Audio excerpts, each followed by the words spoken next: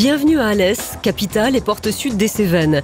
Ce territoire suffisamment remarquable pour que l'UNESCO ait décidé, en juin 2011, de l'inscrire au patrimoine mondial de l'humanité. Décision consacrée par la visite du président de la République lui-même.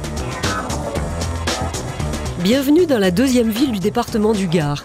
Seule ville du Languedoc à arborer 4 fleurs sur ses panneaux d'entrée, un label prestigieux obtenu en 2008, renouvelé en 2011, et dont seulement 205 communes de France sur 36 000 peuvent se prévaloir. Parfaitement située au pied des Cévennes, Alès se définit comme la ville-centre d'un territoire audacieux. C'est le sens de la campagne de communication Alès, l'audace en Cévennes, lancée dans les cinémas et les médias du Grand Sud fin 2012.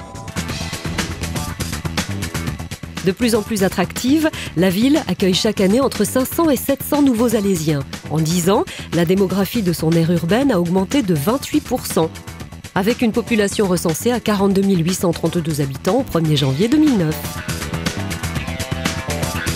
Cet afflux de population symbolise, s'il en était besoin, la qualité de vie qui règne à Alès. Les Alésiens peuvent désormais se mirer avec fierté dans leur gardon réhabilité et même s'y baigner durant les 2 mois d'Alès-Plage. Ces 15 dernières années, la ville s'est métamorphosée avec la construction d'immeubles neufs, la réhabilitation de l'habitat ancien et une politique volontariste en matière de logement social.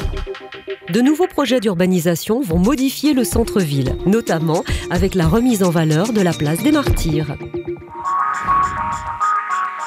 Le premier agenda 21 de la région, signé par le Grand Alès en 2007, participe pleinement à la qualité de vie locale avec des actions fortes de développement durable.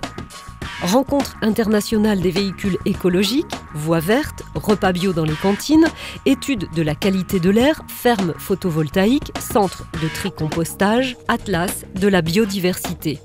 Ces réalisations ont été saluées par de nombreuses récompenses, comme la Marianne d'Or ou les rubans du développement durable, décrochés en septembre 2012 pour la 3e fois consécutive, ce qui est une performance unique en France.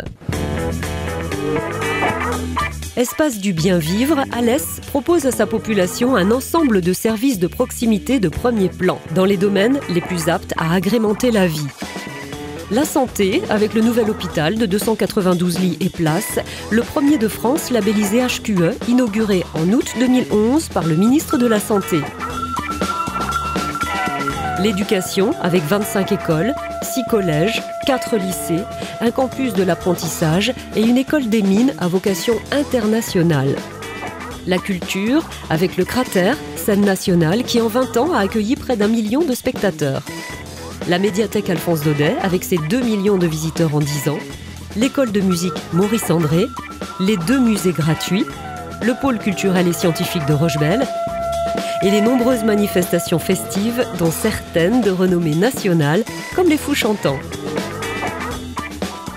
Sans oublier le sport, avec des équipements complets, stade, gymnase, centre nautique, boulodrome, et pas moins de 95 clubs dans 45 disciplines, ce qui en fait une des villes les plus sportives de France.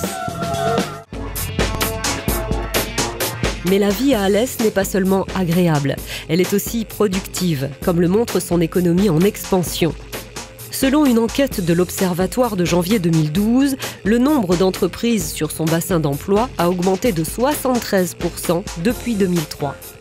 8000 entreprises y sont désormais recensées, dont 27% dans le secteur industriel, au moment même où la désindustrialisation de la France est au cœur des débats sur son avenir.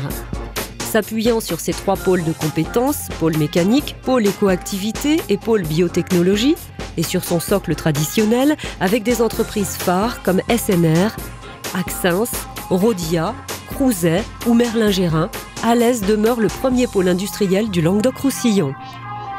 Même si les difficultés économiques persistent, le taux de création d'entreprises s'établit à 12% contre 8% à l'échelle nationale, ce qui témoigne du dynamisme du bassin alésien et de sa capacité à faire face à la crise.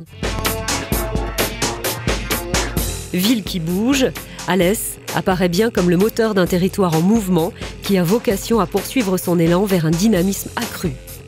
Ainsi, avec le futur pôle métropolitain, l'un des tout premiers de France, que le Grand Alès doit créer en janvier 2013 avec Nîmes Métropole.